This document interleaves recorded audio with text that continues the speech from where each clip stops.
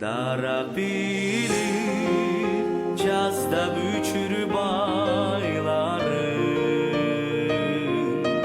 Küzdü düşkün calbırağın sağın var.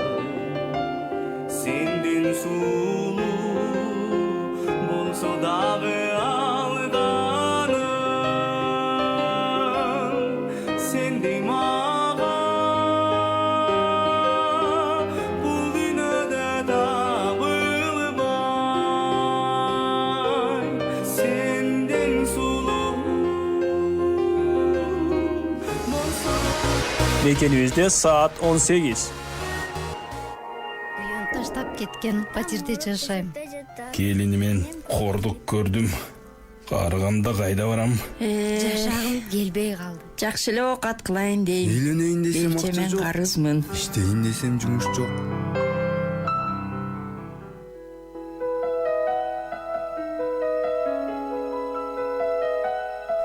Замандаштарыбыздын көйгөйүн көтөргөн ашар уктуруусунда чыгуу жолун бирге издейли. Кутмандуу кечиңиздер менен биздин сагынычтуу ардактуу угармандарыбыз мына кайрадан бейшемби күн саатыбыздын жебеси 18:00 көрсөтүүдө. Демек үй бүлөлүк окей радиосунда адаттагыдай эле ашар уктуруусу алим алып баруучулары психологдор мен Сейил Калдыбаева жана кесиптешим Узара Мамытова. Баарыңарга салам. Окей радиосунун студиясынан. Ардактуу угармандар, бүгүн биз бир олуттуу теманы алып чыгалы деп чечтик. Анткени акыркы учурларда бизге кайрылган дээрлик, негизи бизге кайрылган адамдардын көбүнүн көйгөйү бул ажырашсамбы же чыдап жашай берсемби деген суроону берип келгендер. Негизи бүгүнкү күндө статистиканы алып карасак, бул өтө жаңы статистика. 1000 нике курулса, анын 400-ü тез эле 1 жылга жетпей ажырашуу менен, ошондо ар бир 4-үнчү нике ажырашууга дуушар болот экен. Ошондо да айылда, айыл жеринде, ооба. Анан болсо ошонун азабынан 270 000 адам бала 270 000 бала кризистик абалга туш болуп, интернатка жашаганга же болбосо кайбир адамдардын колунда кордук көрүп келаткан 270 000 бала ушул 400 ажырашуунун айынан. Демек бул өтө жүрөк өйгөн, бул өтө мындай добулбасты кага турган актуалдуу көйгөйлөрдүн бири. Эмне себептен ушунчалык ажырашуу болуп атат, эмне себептен ушунча бала азап тартып атат? Бүгүн чогуу карайлы.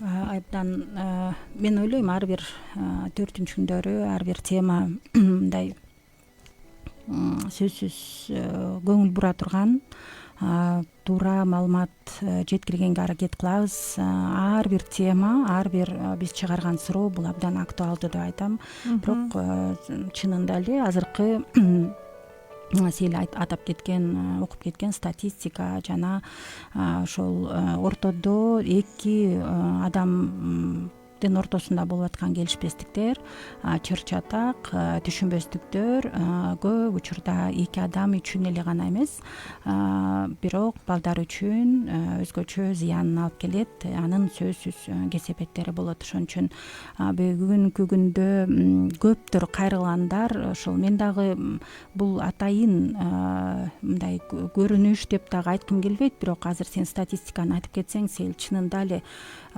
буга далил мага кайрылгандар. Акыркы июньдун башынан, ушул июньдун ичинде кайрылгандардын арасында консультация келгендер, мен ушул ажырашам деп турам, ажырашуунун алдында туруп калдык, ушул суроону чечиш керек болуп атат деп ушундай суроо менен кайрылгандар. Албетте бул абдан өкүнүчтүү, анткени бул суроо мындай жүрөктү ойган, жүрөктү ооруткан, мындай ойго батырган нерсе. Анткени биз бекем үй бүлө үчүн күрөшкөн, ушул үй бүлө бекем болсун деген ураанды көтөрүп алган ушул сейлөкөбүз өзгөчө ушул бекем үй бүлөлөр үчүн күрөшүп келген. Ушундай үй бүлөлөр көбөйсүн Кыргызстанда деген инсандар катары, өздөрүбүздүн үй бүлөлөрүбүзгө дагы айымдар катары, жубайлар катары, апалар катары аракет кылып болушунча чын жүрөгүбүздөн, чын дилибиз менен ошол ойго багынып аябай аракет кылган адамдар катары албетте элдин ичинде ошол көйгөй жашап атканына дагы күбө болуп туруп, мындай бул тууралуу биз айта албай койбойбуз, унчукпай кое албайбыз. Ошон үчүн биз аракет кылалы, кандай кылганда үй бүлө бекем болот, кандай кылганда ажырашууну азайтабыз дагы. Бул ойдон такыр эле алыс болсок, кыргыз элибиз ушул ажырашам, ажыраша бер, ажырашсаң эмне болуптур деген сыяктуу ар кандай туура эмес сөздөр жана ойлордон алыс болуп, туура ойго батсак, туура ойго өзгөртсөк, ойлойм бул жагынан дагы элибиз баталуу болот. Негизи эле биз бул көйгөйдүн буга чейин эле көп болчу, бирок эмнегедир могу акыркы убакта бизге келген адамдардын же болбосо интернет баракчасынан окуган кабардан улам биз ушундай деп чечип атабыз: бүгүнкү жана июль ичи биз жалаң гана үй бүлөнү бекемдөө, нике курууга даярдык жөнүндө сөз кылалы деп чечтик. Башкача айтканда, нике темасында бир нече уктуруунун бир нече циклын алып чыгабыз. Бүгүн нике курууга даярдыкты кантип көрүш керек, ушул жөнүндө сөз кылабыз. Анткени элементардуу эле ат түгүл, кумурска өзүнүн азыгын дейт жайында камдайт дейт да, кышкы асыгын.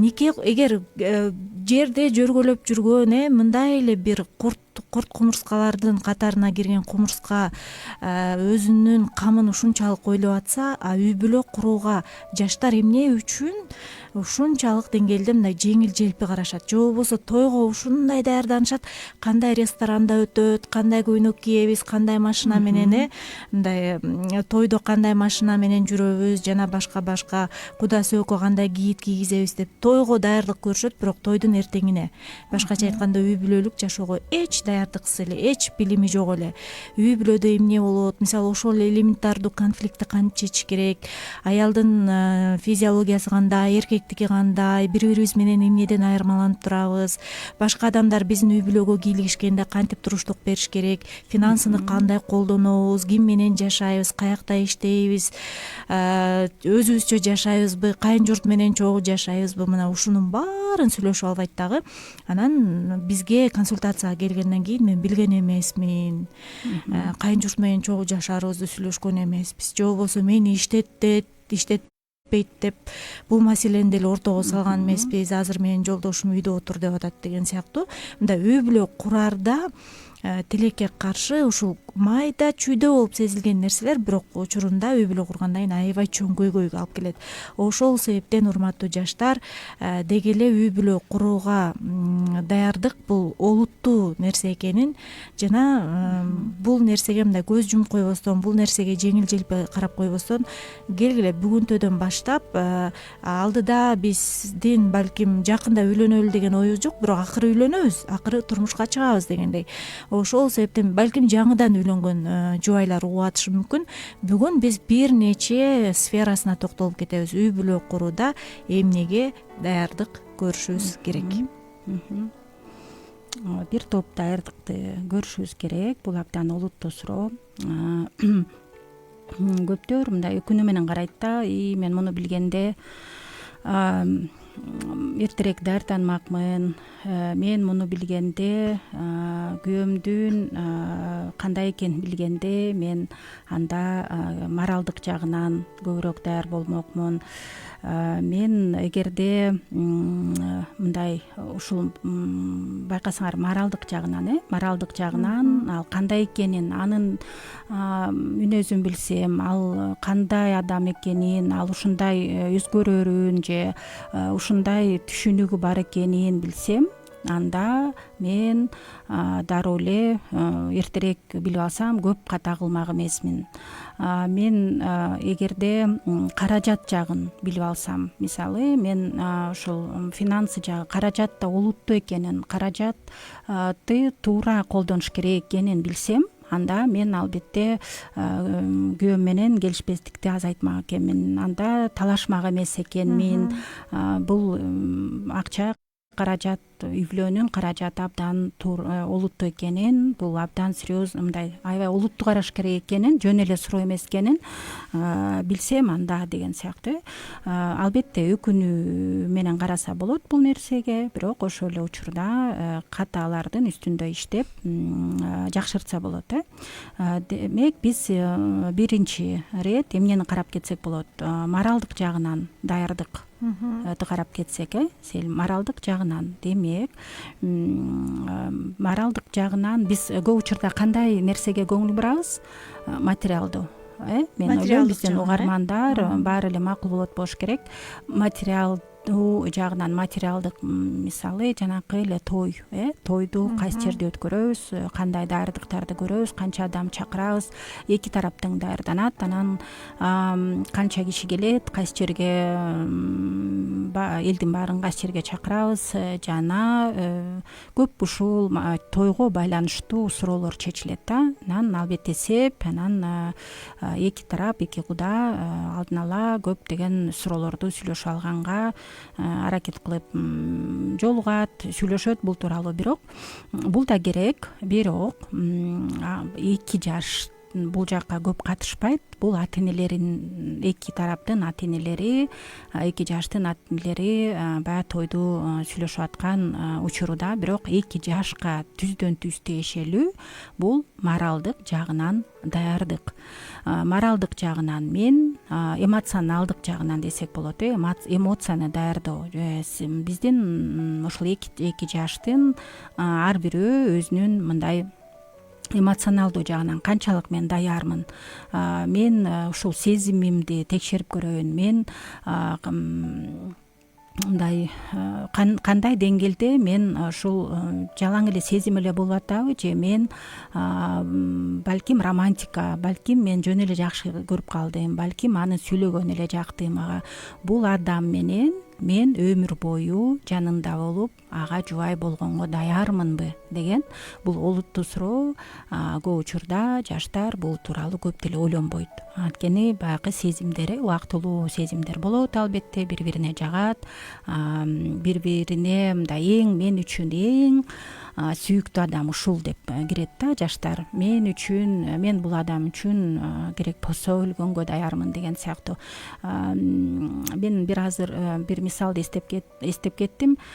Бир жаш эле кыз турмушка 2 жуманын ичинде бир бала менен таанышып эле, анан турмушка чыгам деп ата-энесине угузуп, анан ата-энеси кандайча бат эле канча убакыттан бери тааныйсың дегенде, мына 2 жума болду таанышканыбызга деп, анан аябай ушунчалык макулдугун берип, даярданып мен чечтим деп ушундай ата-энесине өзүнүн сөзүн айтат дагы. Анан ата-энеси коет тур, ойлон, убакыт ал, эч ким шаштырган жок, жакшылап ойлонсоңчу дегенде дагы кыз кандай жооп бергиде? Мен ойлондум, мен эч кандай олку солкулугум жок, мен бул жакта суроо да жаралбайт, мен үчүн бул эң жакшы, эң сонун адам, ал мага кам көрөт, ал ушундай деп. Кыскасы ушунчалык укмуш образды тартып алган, бала дагы аябай аракет кылган, кызга жакканга керек болсо күндө гүл дегендей, күндө аябай ошо эмоционалдуу жагынан кызга жооп берген да. Анан кыз болсо ошончолук берилип, мына сүй деген ушул далилдеп атат, менден башканы сүйбөйт, мага ушунчалык азыр эле кам көрүп атса, анда буюрса келечекте менин жашоомдо абдан сонун болот дептир. Анан ишенип алат дагы, бир жылга, менимче, мен укканым боюнча 1 жылга жетпейт.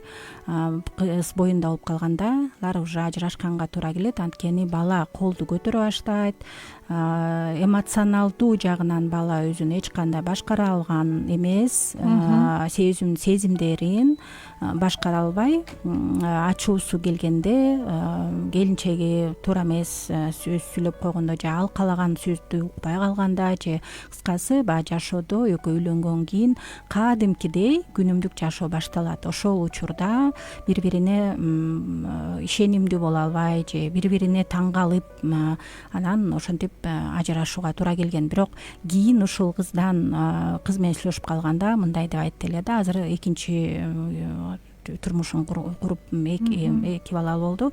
Мынтип айткан: мен ошондо эмне үчүн сиздер мени токтоткон жоксуңар деп. Эмне үчүн ошондо менин ата энем мени токтоо болбойт деп кармап калган жок дейт. Эмнеге?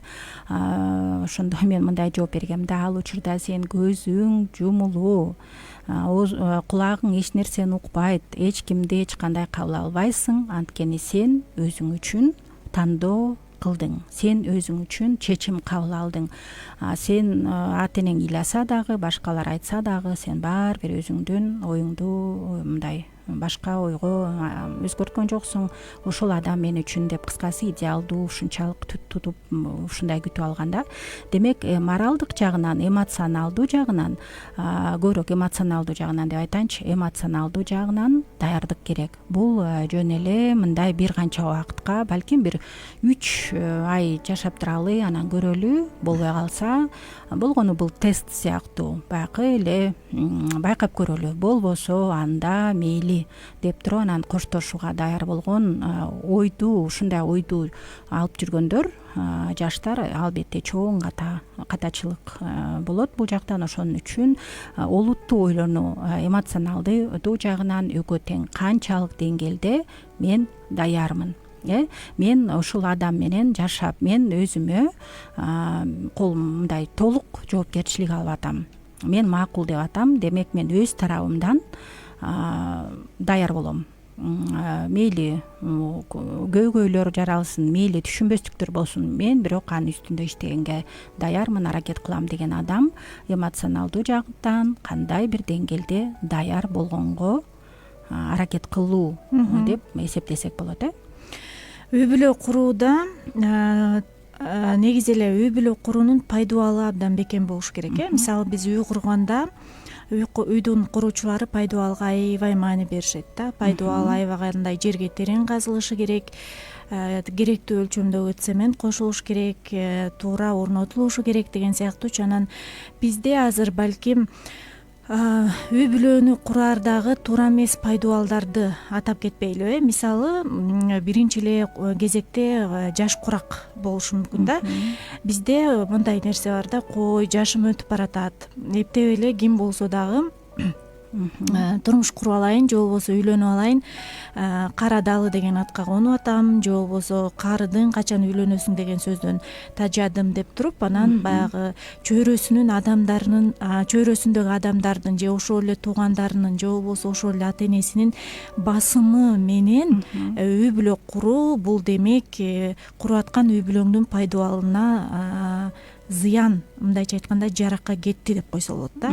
Анткени жаш курак бул жерде адам канча жашта болбосун, биологиялык возрастта, биологиялык курак өзүнчө, ал эми психологиялык курак өзүнчө. Мисалы, кээ бирөө жаш кезинде эле аябагандай олуттуу ой жүгүртүп, зирек болуп, акылман, мындай акылдуу келишет. А кээ бирөө инфант деп коет, канча жашка чыкпасын, жаш баладай ой жүгүрткөн адамдар бар да.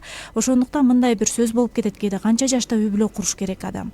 Ооба, эрте никеге биз каршыбыз. Өтө эрте никеге, анткени организм даяр эмес. Бирок качан адамдын акылын токтотуп ар бир нерсеге олуттуу карап калганда демек бул жерде менин жашым өтүп баратат же болбосо мен таптакыр эле карып кеткичекте эртерээк үйлөнүп алайын деген нерсе туура эмес, пайдубал. Дагы бир нерсе, бүгүнкү күндө жаштар тилекке каршы баягы никеге чейин тазалыкты сактоо деген аябагандай эскирип баратат да, бул баалуулугубуз. Никеге чейин жашап көрүшүбүз керек, граждандык никеде жашап көрүшүбүз керек, бири бирибиз менен кандай тил табышып кетебиз, бири бирибизге көнүп кетебизби деп денелик жакындыкка барып алат дагы. Анан эми денелик жакындык бул башында таттуу сезиле берет, башында кызыктуу сезиле берет. Анан ошол кумарга алданып, демек бул менин өмүрлүк, мен жашай турган өмүрлүк жубайым окшойт деп анан ачыгын айтканда мындай сексуалдык каалоолорго берилип, алданып үйлөнүп алат дагы. Ал болсо убакыт өтө сууйт кадимкидей эле. Баягы баштагыдай болбойт, ага кам көрүш керек, ага күч жумшаш керек болот. Бирок тилекке муну эске албай дагы ошол нерсенин жетегинде үйлөнүп алгандар демек туура эмес пайдубалды куруп алгандар. Дагы бир себеби үй бүлөдөн качуу же болбосо көйгөйдөн качуу да. Ушул үйдөн эртерээк кетсем болот эле, ата энем тажатты деп бир көйгөйдөн качып, бирок экинчи көйгөйгө барып урунгандар аз эмес. Ошондуктан урматтуу жаштар, эч качан көйгөйдөн качуу менен үй бүлө курбагыла. Анткени үй бүлөлүк жашоодо дагы башка көйгөйлөр пайда болот. Эгер бир көйгөйдү өзүңдүн үй бүлөңдө, өзүңдүн учайын деген уяңда көйгөйдү чечкенди үйрөнбөсөң, ошол жака батышып, ошол жака сиңишип, ошол жактагы адамдар менен тил табышып жашаганды үйрөнбөсөң, анда жаңы үй бүлө курганда эч качан качкан көйгөйүң чечилбейт, тескерисинче көйгөйдүн үстүнө көйгөй кошулат. Дагы бир себеби бар экен, бул кош бойлуулук. Кээде жаштык, мастык, алдануу менен кош бойлуу болуп калат. Анан туугандары келип, эми биздин кызыбыз силердин балаңардан кош бойлуу болуп калыптыр, эми бири бирин сүйөбү, сүйбөйбү, айла жок, үйлөндүрүп коелу деп коюшат да. Анан ойлойт, баягы бала экөөнү кармайт, ортодо бала турса каяка бармак эле депчи. Бирок бир нерсени билип алсак, эч качан никени балдар кармабашы керек. Балдар үчүн эптеп бир чатырдын алдында чыдап жашап аткандар, бул никелик жашоонун рахатын көрбөгөндөр. Ошондуктан бул дагы пайдубал, туура эмес пайдубал. Дагы себептерине токтолуп көрөлүбү? Коомдун сөздөрү, коом туугандар жөнүндө да айтып кеттик. Эми балким жумуштагылар айтышы мүмкүн. Баягы басынтуу сыяктуу мындай көп адамдар жакшылык каалайт деген каалоо менен эле, эми жакшы эле ой менен айтып атам, башка бирөөнүн жашоосуна кийлешүү, сен канчага чейин ушинтип жалгыз жүрө бересиңби, акыл десе акыл, билим десе билим деп чогуу иштегендердин арасында дагы коллегалар дагы ошондой ар кандай сунуштарды айтышы мүмкүн. Кел, андан көрө үйлөнбөйсүңбү, биз бирөө менен тааныштыралы деп өздөрүнүн бир пландарын айтып, сунуштарын дагы айтып кеткендер бар. Бул башка бирөөгө кам көрүү катары көрүнүшү мүмкүн, бирок бул нерсе сиздер эгерде ушундай бирөө сунуш кылган күндө дагы сиз ойлоносуз, жигит, жаш жигит же кыз түздөн түз сиздердин чечимиңер болот. Бул эч кандай бирөөнүн чечими эмес. Бул макулдук, никеге макул болуп аткан адам бирөөнү бул жактан эч кандай күнөөлөп айта албайт. Мен ошол адамдар айтып, мага сунуш кылып, мен ошондо макул болгом деген сыяктуу. Анткени биз албетте эгерде эч ким мажбур кылбаса, чече турган мен өзүм болуп атам, демек жоопкерчилик менде. Анан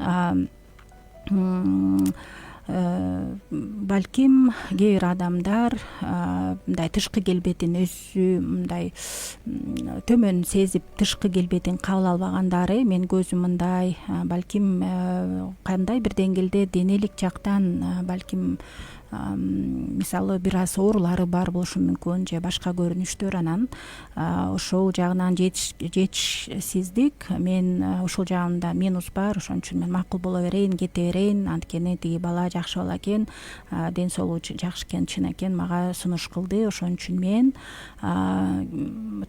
турмушка чыга берейин деп. Анан дагы бир себептердин бирөөсү дагы эмне роль ойноп кетет, ошол адамга боор ачуу, мисалы сөз айткан жигитке боор ачуу же эркек балким кызга боор ачып, аябай жакшы кыз экен, бирок ушундай жашоосунда турмушунда мындай болуп калган экен, мен андан көрө өзүмө эле алып алайын, буга кам көрөйүн, үйлөнүп алалы деген бул жагынан кам көрүү сыяктуу. Бирок ошол эле учурда мен бул адамга жакшы жубай болуп бергенге даярмынбы деген суроо. Жакшы кам көрүп, азыр эле мен жөн эле эмоционалдуу жагынан кам көрүп атамбы, аяоо мамиле кылып атамбы, же мен чынында эле бул адам үчүн баардык нерсе, көп нерсеге даярмынбы деген мындай мисалдар бар.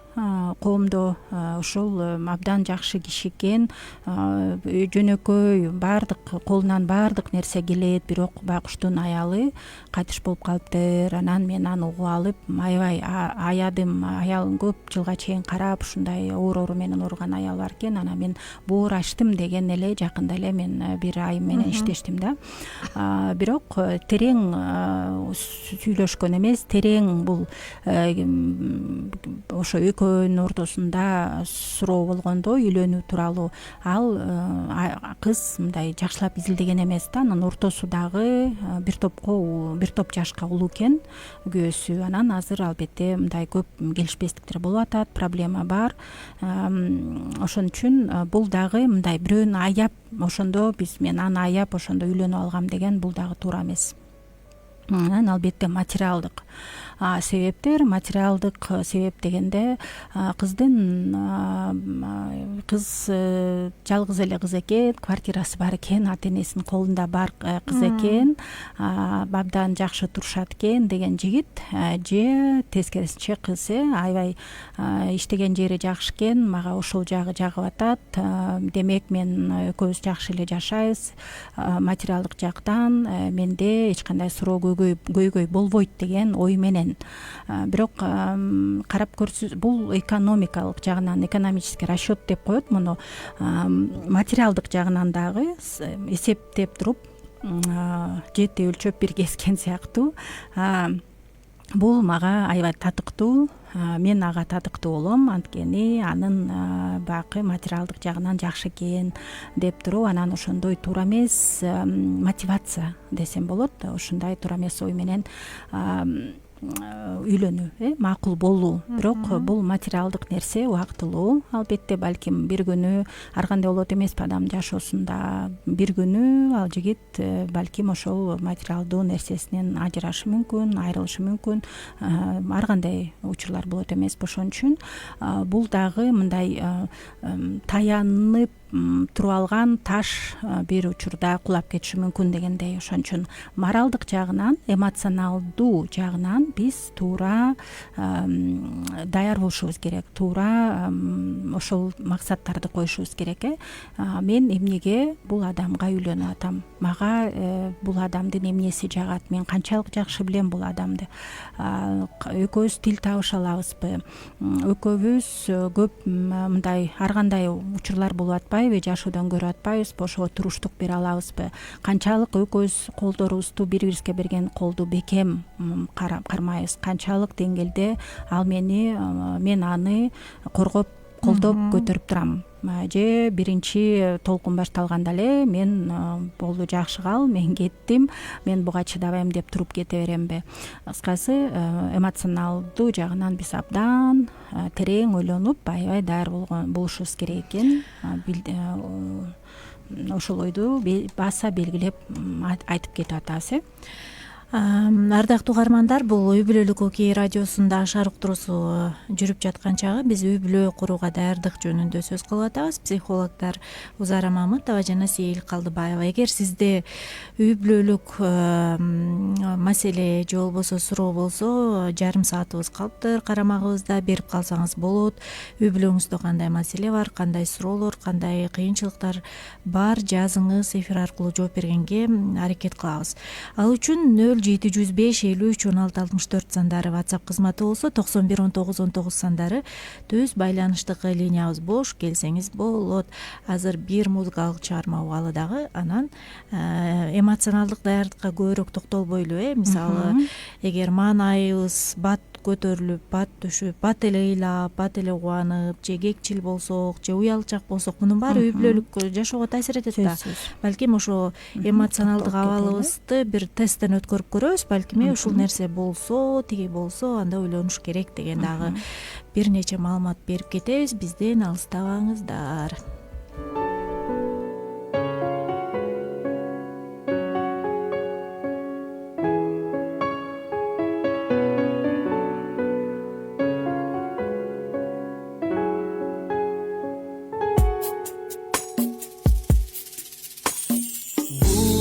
Бул өмүрүм сени менен го, ырысым ырыскымда сени менен го, сени менен го, күлкүсү балдарымдын сени менен го, бактылуу көз ирмемде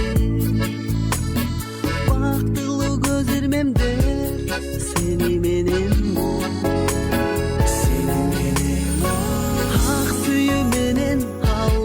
Жубайым сен, ак тилек менен убайым тартарым сен, ак үйүмдүн күнү Кудай кошкон айым сен, оорубагылайым, күлүп жүрчү дайым, сүйгөнүм жубайым сен. Жашаймын күлүп турган көздөрүң менен, жашаймын сүйөм деген сөздөрүң менен,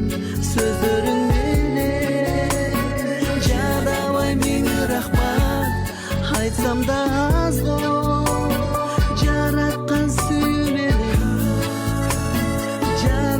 сүйүү менен өзүмдү берген, ак сүйүү менен алганым жубайым сен, ак тилек менен убайым тартарым сен, ак үйүмдүн күнү Кудай кошкон айым сен, оорубагылайым, күлүп жүрчү дайым, сүйгөнүм жубайым сен.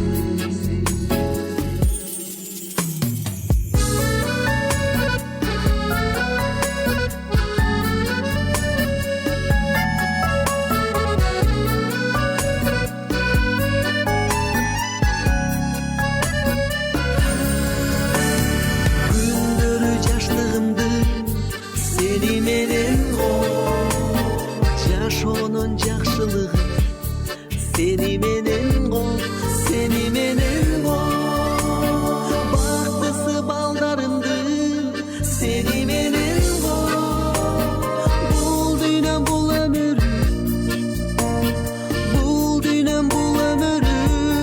seni menen go,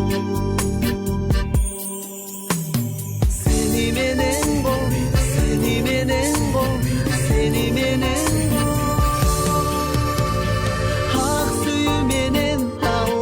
Jubayım sen, ak dilek menen ubayım tartarım sen, ak uyumdun günü Kuday koşkon ayım sen, onu bağlayım, gülüp жүрчү dayım, süygönüm jubayım sen, onu bağlayım, gülüp жүрчү dayım, süygönüm jubayım sen.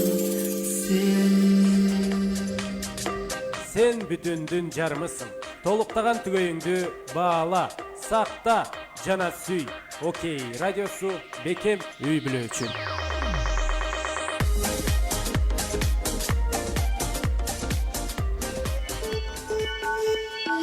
Акылдуу аял үйүн курат. Ал эми акылы жок аял аны өз колу менен бузат. Окей, радиосу коломтого кут тилеген радио.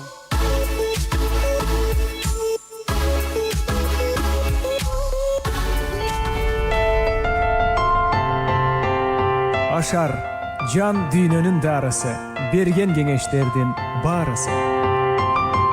Ашар берүүсү мени түбү жок терең ойдон арылтып, досум катары кеңеш берет. Ушунуңдан жазба, Ашар. Ашар уктуруу сөз ишин улантат. Ардактуу угармандарыбыз, бүгүн биз өтө актуалдуу, мектепте да үйрөтпөгөн, жогорку окуу жайда дагы эч бир жерде, үй бүлөбүздө да үйрөтпөгөн үй бүлө курууга даярдык жөнүндө сүйлөшүп жаткан кезибиз. Психологдор Сейил жана Узара сиздер менен. Сурооңуз болсо, сунушуңуз, өзүңүздүн да үй бүлө курууга даярдык боюнча эмне пикириңиз бар, ортого салыңыз. 0705 53 16 64 сандары WhatsApp кызматы, 91 19 19 сандары бул биздин түз байланышыбыздын номери. Саламатсызбы деген саламдашуу келиптир. Саламатчылык, кош келиңиз. Анда биз эмоционалдык даярдык жөнүндө айтып баштайлы. Эмоционалдык даярдыкка эмнелер кирет? Биз өйдөдө эмоционалдык даярдык жөнүндө сөз баштаганбыз. Мен дагы бир ушул айтып кошумча бир ой келип атат да. Караңыздар, мында Сейил айтып кетти, бул нерсени, никеге даярдыкты эч бир окуу жайында, эч бир институтта, университетте өтпөйт, мектептен да үйрөтпөйт, эч жерден муну атайын үйрөтпөйт. Бирок биз бир кесипке ээ болобуз десек, канча жыл окушубуз керек, канча жыл даярдык, теорияны окуйбуз, практикасын коштойбуз. Демек, кайсы бир, мисалы, юрист болом десеңиз, же доктор болом десеңиз, же тилчи болом, керек болсо психолог болом деген адамдар бир канча жылдын ичинде даярдык көрөт. Ошол бир күнү бүтүп туруп, ушул адис катары мен иштейм, өзүмдүн билимимди колдоном дегенге канча аракет керек, канча каражат керек, канча убакыт керек. Баягы күнү түнү дегендей түнкүсүн да уктабай экзамендерди тапшырып, бир топ адам буга даярдыкка мындай камынып даярдык көрөт да. А нике дегенде биз тилекке каршы жөнөкөй эле, оңой эле көрөбүз да. Үйлөнөбүз, анан билинет деген сыяктуу. Элдин баары эле үйлөнүп атпайбы жана башка. Ошол никеге даярдык канчалык болуп экен, ушул тууралуу сөз кылып атабыз. Эмоционалдуу жагынан даярдык, биз бири-бирибизди мындай адам биринчиден өзүн изилдеп кетсе, өзүн, анткени никеге экөө баш кошкондо күйөөсү аялына сен өзгөр, сенин мүнөзүң, сенин характериң начар экен, мен мындай нерсени күткөн эмесмин. Экөө сүйлөшүп жүргөндө жашынакай эле аябай тынч эле өзүңдүн башкача абалың көрсөттүң эле, азыр болсо карасам жооп берип атасың, урушуп да кетип атабыз, сөз байлыгың да бар экен деген сыяктуу. Мен азыр такыр мындайды күткөн эмесмин сенден деп, анан эмне максат кое баштайт эки жаш. Сен өзгөр, анан мен өзгөрөм. Өзүңдү карап ал, керегишүү. Сен өзүңдү карап ал. Сенин оозуңдан эмне сөздөр чыгып атат. Сен мени ушканыңды өзүң билип ал, угал, анан мен өзгөрөм. Биринчи сен өзгөр, анан мен. Жок, бул жактан биз даярдыкта ушул эмоционалдуу жагынан өзүбүздүн мүнөзүбүздү байкап көрөбүз, анализдеп көрөбүз. Мен кандай адаммын? Балким мен өтө эле түнтмүн, сүйлөбөйм, сүйлөгөндү дагы сүйбөйм, анда такыр эле мен өтө эле түнт адам катары. Мен башка адам мени мындай кабыл алуусу кандай болот? Мен ошол түнт жагым менен эч ким менен, ал менен да сүйлөшпөйм, анын күтүүсүнө мен жооп бере албай калышым мүмкүн. Демек, үй бүлө курганга чейин характер менен, мүнөзү менен иштеш керек, Мен ушундаймын, мен ошоюнча сүй, же болбосо сүйбөй эле кой деген болбойт. Ооба, анткени бири-бирине үйлөнгөндөн кийин албетте эки жубай тең сүйлөшүп, бири-бирин угуп, бир канча ортого суроолорду коюп, чогуу чечкенге аракет кылышат. Демек, бир адам өтө эле шайыр болсо, экинчиси түнт болгону менен мен ушул бойдон кала берем, болду өзгөрбөйм деген албетте туура эмес болот. Анан балким мен кек сактайм. Мен балким көп нерсени эстеп калып, анан бир күнү келишпестик чыр болуп кеткенде эле баарын эстеп, өткөн айда ушундай кылгансың, ошону да эстеп калдым, андан тышкары буга чейин да мындай болгон деген сыяктуу кечирим, бул кечирүүгө жатпайт, кек сактап, кекчил. Мен баарын эстеп турам, баардык нерсени эчтекени унуткан жокмун. Мен сени ар бир кадамыңды көрүп турам деген да бул нерсе абдан оор. Ошон үчүн башка адамга бул оордук алып келет. Эгерде сизде ушундай азыркы айтып аткан пункттар бар болгон болсо, ойлонуп көрүңүз. Ушул нерсенин үстүндө сөзсүз иштеш керек. Кээ бир адамдар абдан уялчак болушу мүмкүн. Мындай айтпай эле коеюнчу, кылбай эле коеюнчу, сүйлөбөй эле коеюнчу, уялам сенин алдыңда деп. Анда бунун үстүндө дагы сөзсүз уялуу сезим бул бир четинен нормалдуу эле сезим. Албетте биз кээ бир учурда уялабыз башка адамдардын арасында, бирок бул өтө эле мындай оорураак көрүнүш же бул адатка айланып мен баардык жерде уялам жана өзүмдүн жакыным күйөөмдөн дагы уялам дей турган болсо, анда мунун үстүндө дагы иштеш керек. Эмне себептери бар? Балким менде башка дагы, мисалы өзүмдүн абдан төмөн баалайм. Мен эч ким эмесмин, мен атымдан эле чакырбай эле койгула, мен эч кимге кереги жокмун, мен өзүм ушундай билимим деле жок, билимим болсо дагы эптеп эле билим алгам, мен ушундай адамдардын сын пикиринде, ушундай сын пикирдин астына калгам, мен өспөйм, мен кандай болсом ушундаймын деген сыяктуу. Бул дагы туура эмес позиция. Демек, муну оңдош керек. Эмне себептен? Сөзсүз биз билебиз, ар бир адамда анын сонун жактары бар. Демек, ошону дагы билип алыш керек. Өзүн тааныбагандыктан адам өзүнө ушундай туура эмес баа бере бериши мүмкүн. Же өтө жогору баа деле тоскоол болот, өзүн эле сүйөт. Өзүн эле ойлойт, өзүн эле укмуш эсептейт. Тегерегинде адамдардын баары эле мээси иштебейт. Адам эмес деген дагы самооценкаңызда өзүңүзгө өтө жогору ашыкча баа берген нарциссизм деген бар. Ушундай нерсе болсо дагы үй бүлө курууга даяр эмессиз, анткени сиз экинчи түгөйүңүздү аябай кууратып коесуз. Анан баягы табиятынан эле бир пессимист адамдар болот го, мындай сынчыл, адамдын терс жагын эле көрө берген, анан адам бир иш кылып атса эле ошонун мактап шыктандырганын ордуна эле мындай терс жагын көрөт дагы, анан дайыма минтип калсачы, тигинтип калсачы, антип эмне кыласың, минтип эмне кыласың деп пессимисттик көз караштагы адам болсо дагы бул үй бүлөдө аябай чоң кыйынчылык тап келет. Анан аябай бүгүнкү күндө өтө чоң орун алган кызганчактык. Ооба. Кызганчактык дагы үй бүлөнү талкалай турган өтө жагымсыз сезимдердин бири. Анан көрө албастык. Мен ушу көп үй бүлөдөн байкадым, кадимкидей эле мырзалар тараптан байкадым да, мырзалар өзүнүн аялынын ийгиликтерине кубанбайт, тескерисинче ичкүйдүүлүк, көрө албастык кылганын көрдүм да. Сен үйдө эле отура бер, эмне кыласың, сен окубай эле кой. Өзгөчө менин тренингтериме келген айымдар айтып калат да, күйөөмөн жашырын окуп атам, анткени күйөөмө ушундай окуйунчу, үйрөнөйүнчү десем эле, эмне кыласың, сага эмне кереги бар, баланы багып отура бер деген сөздөрдү айтат экен да. Мен муну мындай көрө албастык катары эле көрөм. Колдобостук, мындай тескер айтуу жана азыр каттарга көңүл бурбай эле WhatsApp'тан күтүп калышты окшойт. Саламатсыздарбы, Кутман кеч, сонун тема дейт. Менин да башыман өткөн, тааныбаган адам ала качып кетип эле, эл эмне дейт, кал кетпе уят десе, жаштык кылдымбы же ата энем элди кантип карайт дедимби, айтор калып жашап 17 күн 17 жылдай азап тартып, келтекти да жеп, аябай кордук көргөнмүн. Анан качып кетип өтө оор абалда эркек затын жаман көрүп, көпкө өзүмө келе албай жүргөнмүн. Азыр экинчи турмушум болсо да шүгүр, жакшы. 3 баланын энеси болдум. Болбогон турмуштун башынан болбогону жакшы экен дейт. Анан ойлонуп турмуш куруу керек экен. Албетте ала качуу бул такыр эле өзүнчө бир көйгөй да, бизде жаралган, дагы эле уланып бараткан маселе. Бөлүшкөн аябай сонун болду, анткени көптөр ала качып кетсе бүгүнкү күндө деле орун алып атпайбы?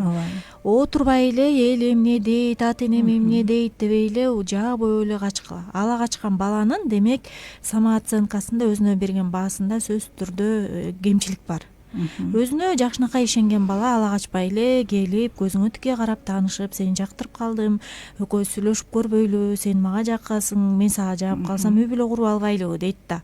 Анан өзүнө карата ишеними жок адам, же болбосо адамды адам катары санабагандар мындай буюм катары көргөндөр ала качат, же болбосо өзүнө ишеним жоктор ала качат да. Ошондуктан ала качуу бул үй бүлө куруунун бекем пайдубалы эмес, жаа бою качыңыздар. Узар эже, Сейил эже кандайсыздар? Сиздер кандай сонун кеңештерди айтасыздар? Сиздерге чоң рахмат, мага аябай пайдалуу кеңештерди айтып жатасыздар. Менин да кыялым начар, ошол үчүн экинчи жашоомду баштоодон коркуп жүрөм. Кеңеш бериңиздерчи, балдарым бар, 4, аларга ыңгайсыз болбосун деп турмушка чыккым келбейт, бирок жалгыз да жүргүм келбейт, не кылсам болот дейт. 4 бала менен турмушка чыгыш аябай оңой эмес. Оңой эмес. Анан өзүңүз да кыялыңыздын анча жакшы эмес экенин мойнуна алып атат. Ушунун өзү эле жакшы. Анан мен мисалы ушундай кичирээк балдары барларга, билбейм Узар эже сиз эмне дейсиз, мындай балдарыңыз чоңоюп өз алдынча болгучакты эч кимге кор кылбай эле жалгыздыкка чыдап туруңуз деп эле айткым келет эле да. Анан бир учур келет, балдар уядан учканда төөңүздү таап алып, алар эч ким кордук көрсөтө албай, өздөрүн коргобой ала турган учурга келгенде турмушка чыксаңыз кандай болот? Бул менин жеке пикирим. Албетте өзүңүз чечесиз. Анткени жашоо көрсөтүп атат көптөрдүн өгөй ата, өгөй ападан көргөн кордуктарын. Мындайлар да бар, чынында эле. Билбейм, 100%дан 0,00 канча 1% эле эркектер табылбаса, өзгөчө сизди гана эмес, ошол 4 балаңызды өзүнүн балдарындай кабыл алып, сүйүп, аларга мээрим көрсөтүп, ата катары болуп берем деген адамдар өтө мындай, аларды табыш аябай эле оор. Бирок сиздин сиз азыр балдарды тарбиялап атканда мүнөзүңүз менен иштеше бергениңиз да абдан жакшы. Келечекте турмуш курам, ошондо мага жеңил болот эмес, балдар үчүн дагы бул абдан жакшы жеңилдик болот. Эгерде сиз балдарды өзүңүздүн мүнөзүңүз, терс жактарыңыз бар болсо, балдар менен деле мамиледе бул абдан чоң роль ойнойт. Ошон үчүн өзүңүз үчүн өзгөрүңүз, балдар үчүн өзгөрүңүз. Балким келечекте буюрса сизге Кудай бирөөнү жакшынакай кылып тартуулайт. Ооба. Дагы бир суроо келиптир. Саламатсыздарбы дейт Мирлан дейт. Бизде азыр характерибиз келишпей калды, түшүнө албадык деген замандын хайпы болуп калды го. Ата энебиздер жашап эле келди го дейт. Суроом, эгерде экөө бири-бирин сүйүшөт, бирок ортодо балалуу боло албай коюшса, сиздердин оюңуздар боюнча же ата энесине киригише беришсе ажырашкан оңбу, же чыгуу маселеси кандай? Рахмат деп Мирлан жөнөтүптүр. Рахмат Мирлан. Экөөнүн ортосунда сүйүү бар болсо, бирок бала жок. Негизи никенин максатын да айтып кетели анда. Никенин максаты бала төрөп эмес, балалуу болуу эмес. Экөөнүн ортосунда мына экөөңөр бири-бириңерди сүйүп алып, жолугуп, нике баш кошобуз деп чечтиңер. Ушул эле силер үчүн чоң чечим да. А эми чогуу экөөңөр ушул жашоодо, ушул жер үстүндө жашоону чогуу өтөбүз дегениңер. Анан эгерде балалуу боло албасаңар, анда өтө аябай жакшы мындай балалуу болгубуз келип атат деген күндө да болбой калса, кандай бир себептер менен бүгүнкү күндө сиздер чоң бир Кудайдын алдында бир өзгөчө иш болот, өзгөчө миссияңар болот. Эгерде силер ошол сүйүүгө муктаж балага сүйүү арнап бере алсаңар, бул бүгүнкү күндө абдан көп. Балдар, кичинекей балдарды калтырып кетип атат. Жашынакай эле балдар керек болсо тигил жакта дом малютки, башка жерлерде роддомдордо бар. Балким бул дагы ойду байкап көрөсүңөр, мындай кылып көрөсүңөр. Бала асырап алуу.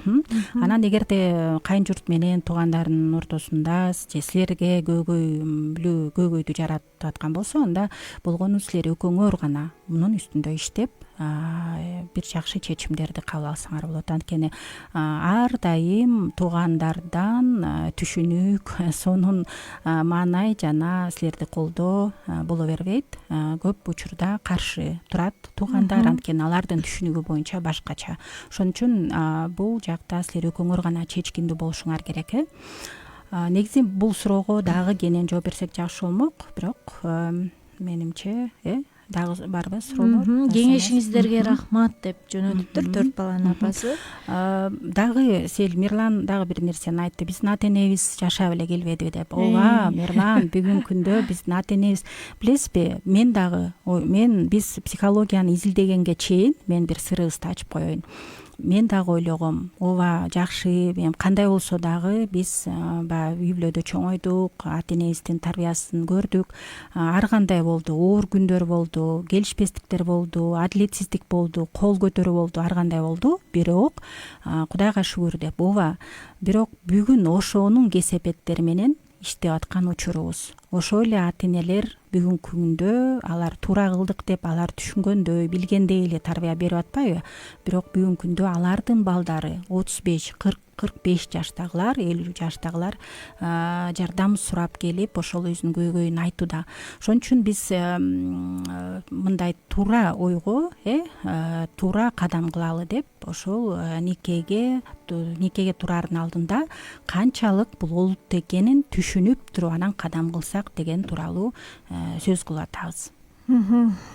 Биздин ата энелерибиз жашап эле келген, бирок алар менимче азыр ар бир көп пайызы мен ата энемдин жашоосун айтсам эми айтпай эле койгон жакшы дейт болуш керек да. Эптеп бири бирине чыдап, намыстанып, бирөөсү бирөөсүнө кордук көрсөтүп, бирөөсү бирөөсүнө чыдап эле келген, чыдап эле эптеп эле бир жашап келген. Анын экөөнүн ортосундагы балдар бизге мына бүгүнкү күндө келип аткан адамдардын 90%, 100% деп эле айталычы, ошо бала кезинен алган жарааттары менен келет же жан дүйнөсүн. Анан дал ошо ата энесинин урушунан, ата энесинин келишпестигинен, ата энесинин кайсы бир сөздөрүнөн алган жарааттарда болгону. Мурунку учурда биздин ата энелерибизде ажырашуу деген бул аябай чоң уят болгон. Азыркылар эмне үчүн алар чыдаган, анткени кокой бир ерден чыгып экинчиге тийиптир деп айтпасын деп баягы жаманын жашырып, жакшысын ашырып жашап келишкен. Бүгүнкү жаштар таптакыр башкача, алар чыдабайт. Алар деген ажырашуу деген азыр мындай коркунучтуу деле болбой калды. Ошол себептен биз азыр көбүрөөк ажырашуу, азыр көбүрөөк ачыкка чыгуу, мунун баардыгы. Анан мурун интернет жок болчу, баардыгы өзү менен өзү эмне кылып жашап атат, бир үйдүн абалы экинчи үй бүлөгө токой, караңгы токой деп орусча айтып койчу эле. Ошол сыяктуу бир үйдө эмне болуп атканын экинчи үй билчү эмес да. Ошол себептен Мирлан, менче ооба, жыргап кеткендер, сонун жашагандар болгон, бирок мен ойлойм тилекке каршы аз эле болсо керек депчи. Себеби 6 жыл жашаган тааныш кызым төрөптүр, бирок күйөөсү жашагысы келет экен, бирок ата энеси каршы. Эң негизгиси күйөөсү жашагысы келип атса, бул аябай кубанычтуу нерсе да. Ата энеси каршы болуп атса, демек күйөөсү чечиши керек. Мен аялымды сүйөм, менин жашоом, менин тагдырым, мен өз тагдырымды өзүм чечем. Мага уруксат бергиле деп ата энеси менен аябай олуттуу сүйлөшкөнү жакшы. Анан Узаржы айткан жол, мисалы бала асырап алуу, бир нече бир туугандар бар. 3-төн 4төн калып калган бир туугандар бар. Мисалы ошолорду бир асырап алса болот. Же болбосо бир кыз бир уул, же бир кыз же өзүнчө уул, айтор негизи көп мүмкүнчүлүктөр бар. Бүгүнкү күндө билбейм, Кыргызстанда азыр фостердик үй бүлө деп дагы аябай басым коюп атышат. Бир нече баланы алып бакса, ар бир балага айлык төлөнөт, баккан үчүн деп мындай колдоо болуп атат өкмөт тарабынан. Бирок бул канчалык деңгээлде ишке ашып атат кабарым жок. Бирок бул жагын да караштырып көргөнгө эмнеге болбосун. Мисалы канча бир баланы чоңойт, ошо балдар кийин чоңоюп кеткенден кандай гана ыраазычылыктарын айтышат дагы. Алардан келген неберелер, чөбөрөлөр, алардын ыраазычылыгы, мен ойлойм, өз балаңдыкынан да бир башкача ашып түшкөн ыраазычылык болот болуш керек депчи. Биз Иса деген байкени билебиз. Өзүнүн балдары бар, бирок эне бала мээрими фондун ачып алып, ошол жерде бүгүн 30дай, кээде 40тай баланы ата энеси миграцияда жүргөн, ошолорду багып чоңойтуп келатат. Азыр айтып атат, ошо бизден чоңоюп кеткендер балалуу болуп, биздин аябай көп неберелүү болдук, алар келип турушат. Азыр кайра ошо фондко алар келип жардам берип атышыптыр да. Бул кандай бата, бул кандай сонун көрүнүш. Ошондуктан ал корбоо кызыңызга же досторуңузга ушул нерсени балким Иса байке, Иса Өмүркулов деп жазсаңар эмеде Өмүркул деп туура айтып атамбы? Эне бала мерими фонду деп Facebookка жазсаңар чыгат. Өзү менен байланышып кандай тажрыйбасы менен бөлүшүшүн сурансаңар дагы менимче айтып берет болуш керек. Ооба, мен да колдойм бул ойду. Анткени чынында эле өзүңдүн балаңа тарбия бергениң бул бир. Бул сенин милдетиң, ата-эненин милдети болот. Бирок башка бирөөнүн баласына ушунчалык сүйүү арнап, меримди берип, жана ушундай жакшы тарбия, сонун инсанды тарбиялап чыгуу бул эми өзгөчө чоң миссия, өзүнчө эле чоң иш. Дагы эмоционалдуу жагынан бүгүн ушуну менен жыйынтыктайт окшойбуз. Анан эмкиде балким жыныстык айырмачылыкка көңүл буруу жөнүндө айтып беребиз. Негизи бир нече цикл кылабыз да, анан дагы көбүрөөк маалымат беребиз. Негизи эми биз эмоционалдык көйгөйлөрдү айтпадыкпы эже? Мындан кантип чыкса болот? Балким практикалык кеңештерди берип кетебиз. Кантип иштеш керек? Ушу мүнөзүндөгү терс көрүнүштөрүбүз, мисалы маанайы менен, кекчилдиги менен, кызганычы менен, пессимисттик менен ушул нерселерди кантип жеңип, кантип өзү менен иштеши керек үй бүлө курганга чейин? Негизи эми адам биринчиден муну ачык, чынчыл болуп моюнга алышы керек. Моюнуна алыш керек да. Ооба, мен ачууланам, бат ушундай ачуу келип кетет. Жашоомдо келинчегиме бул аябай эле туура эмес, баягы жаман эме деп калтырышы мүмкүн. Бул мага абдан тоскоол болот. Ошон үчүн мен мунун үстүндө иштейин деп. Демек, эгерде адам өзү менен ошол нерсени менде бар, мен мойнума алам, чынында эле мен ушундай жагым бар, бат эле өзүм монтип агрессивдүү жана ачуулануу жактарым бар, башкаларды көрө албастык кылам, же тескерисинче менде уялуу сезим бар, мен ушинтип эле элдин алдына уяла берем, сүйлөгүм да келбейт, тартынам жана башка деген өйдө да айтып кеткен бир канча көрүнүштөрдү эмоционалдуу жагынан бар болгон болсо, анда мунун үстүндө адам иштегенге аракет кылыш керек. Биринчи таанып эмне экенин, анан анын себептерин аныктап чыгып, аны анализдеп, мен эгерде мен үй бүлө курам десем, анда мен ачууланганым эч кимге пайда алып келбейт, мага деле жана мен жубайыма. Ошон үчүн мен мунун үстүндө иштейин деп. Негизи биз кеңеш катары кээде мындай адам өзү менен иштей алат дегенди айтабыз, бирок көп учурда адам өзү менен өзүнүн мүнөзүн өзгөрткөнгө абдан оор эмеспи, сел. Ошон үчүн негизи муну азыр жакшы интернет булактарында жакшы роликтер бар, жакшы мындай Ахакижиде сейилден бир канча 150дөн ашык роликтер бар. Кантип ачуумдун үстүндө иштейм, кантип мен максат койсом болот, кантип өзүмдү кабыл алам, жана көп деген роликтер. Эгерде ошо даярданат элем дегендер болсо, ошол роликтерди көрүп үйрөнө берсе болот. Демек, буга убакыт алыш керек, мунун үстүндө иштеш керек. Эгерде мен баардык аракет кылдым, болбой эле ушул нерсе мени кыйнады, мен такыр жеңе албайтам десеңер, анда болгону иштейбиз. Адиске келиш керек, психологко кайрылып, сүйлөшүп, анан мунун үстүндө муну жеңсе болот. Иштесе болот. Ооба, негизи эң башкысы бул каалоо.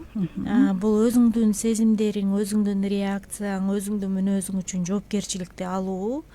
Мен өзгөрө алам, мен мунун үстүндө иштегим келет, анткени үй бүлөлүк жашоомо келечектеги же болбосо учурда деле үй бүлөңүз болсо, бирок эмоционалдык сиздин жеткилең эместигиңиз эмоционалдык жактан үй бүлөңүзгө залалын тийгизип атса, анда жоопкерчиликти колго алыңыз, дагы иштешиңиз. Бул мүмкүн. Мына биз психолог катары өзүбүздүн ачуубуз менен, өзүбүздүн терс реакцияларыбыз менен, терс мүнөздөрүбүз менен иштешип келатабыз. Кай бирин жеңип атабыз, кай бирин жеңүү процессиндебиз, кай бири дагы алдыда дегендей да. Ошондуктан биз башыбыздан кечирген адам катары жеңсе мүмкүн экендигин мына мен дагы Узар эже да айта алабыз. Ошондуктан ой мүмкүн эмес бул деген тиги төрөлгөндө эле башың менен жатат, бул өмүр бою ээрчийт деген калп наанымдарды четке кагабыз. Дагы бекем үй бүлө кургубуз келсе, анда жоопкерчиликти колго алып туруп өзгөргөнгө аракет кылабыз. Анан өзүбүз өзгөрсөк, биздин жаныбызда жашап аткан киши сөзсүз өзгөрүлөт, таасирленет.